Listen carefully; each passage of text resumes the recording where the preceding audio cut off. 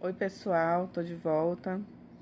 Para quem não me conhece, eu sou Silvia Nery, sou médica psiquiatra aqui no estado do Amazonas e eu sou diretora de saúde da Aspedam, que é a Associação Representativa dos Servidores Públicos Portadores de Deficiência do estado do Amazonas.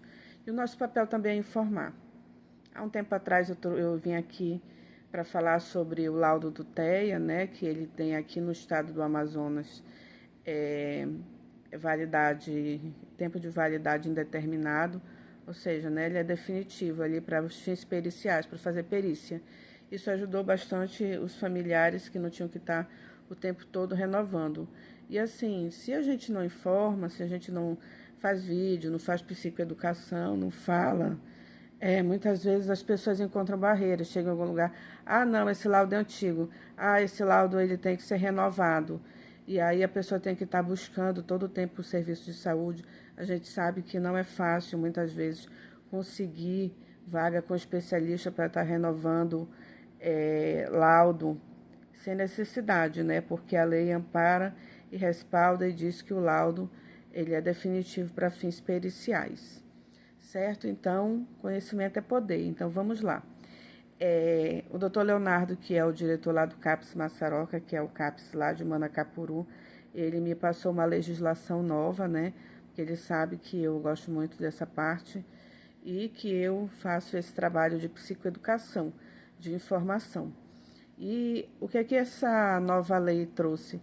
Ela ampliou muito mais o rol das patologias que tem o seu laudo com prazo de validade indeterminado, ou seja, é definitivo, entendeu?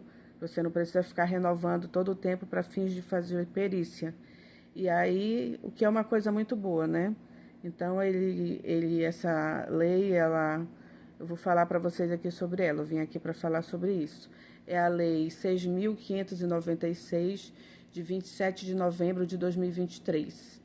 Então, ela altera a Lei 6.042, de 24 de novembro de 2022, que dispõe sobre o prazo de validade dos laudos médico-pericial, ou seja, para fins de perícia, né? Que atestam síndrome de Down, paralisia cerebral, transtorno do déficit de atenção com hiperatividade, que é o TDAH, e outras doenças e transtornos de natureza permanente. Porque se é permanente, se é crônico, não tem sentido estar de 3 em 3 meses fazendo os familiares e o próprio paciente ficar buscando serviços de saúde para fazer renovação de laudo, né? Para os fins que se especifica. E quais foram essas modificações? Dispõe sobre o prazo de validade dos laudos médico-periciais que atestam qualquer deficiência, doença ou transtorno permanente. Artigo 2º. Passa a vigorar com a seguinte redação. Aí vem. Artigo 1º. Passam a ter prazo de validade indeterminado o laudo ou relatório médico pessoal que atestam as condições abaixo. Eu expliquei para vocês que quem faz laudo é perito, né, gente? Nós, médicos assistentes, fazemos relatório médico. Mas se não tiver escrito lá laudo médico, como eu falei, dá maior BO, dá maior confusão. Então a gente coloca lá. Agora eu tenho colocado laudo médico barra relatório médico. Pronto, e aí resolve o problema. Então, passam a ter prazo de validade indeterminado o laudo ou relatório do médico pessoal que atestem as condições abaixo elencadas, que são 8. Vamos lá. Primeira, qualquer deficiência permanente, quais sejam: deficiência física, visual, auditiva, intelectual, psicossocial e ou deficiência múltipla. 2. Transtorno do déficit de atenção. 3. Transtorno do desenvolvimento. O transtorno do déficit de atenção é o TDAH, né, gente? 3. Transtorno do desenvolvimento, aí entra aí o TEA, né? Nessa parte entra o TEA.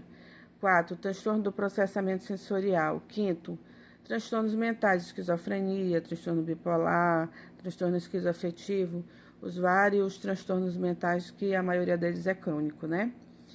6º, doenças raras, sejam elas congênitas, de manifestação tardia, autoinflamatórias, infecciosas, autoimunes, não genéticas e quadros de síndromes raras. Sétimo, doenças neurológicas degenerativas como Parkinson, Alzheimer, né? Entre outras doenças neurológicas degenerativas. O oitavo, doenças autoimunes congênitas ou adquiridas. E o artigo 3º diz que esta lei entra em vigor a partir da data de sua publicação. Ou seja, uma lei assim muito coerente, né?